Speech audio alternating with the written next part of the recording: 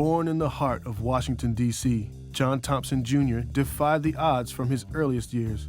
I lived in Frederick Douglass Projects on Alabama Avenue for 10 years, but I had every single thing I wanted. I never wanted anything that I didn't have, because I knew damn well I couldn't go in the house and say, give me a bicycle. You know? Leading his high school to multiple championships, he earned a scholarship to Providence College.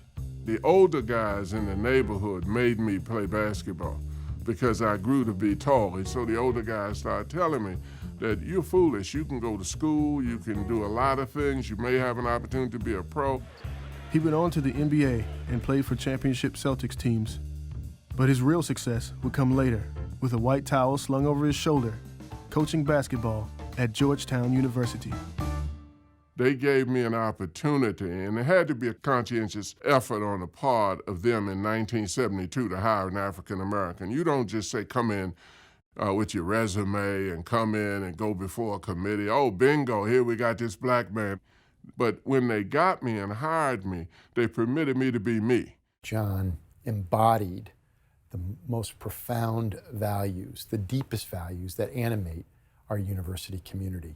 He showed us what it meant to be true to our mission, to live authentically.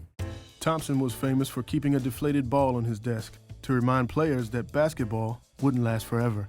You don't want young people to think the sum total of their life is 9 or 8 pounds of air in a basketball. One day that ball is gonna stop bouncing.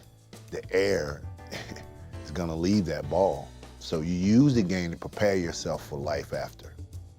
He was their advocate, mentor, and leader, graduating 97% of his players.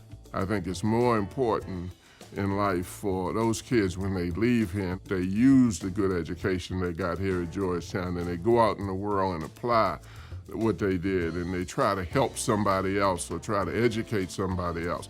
He transformed his players and transformed his team. The Hoyas became a basketball powerhouse and won the 1984 national tournament. The first national championship for Georgetown.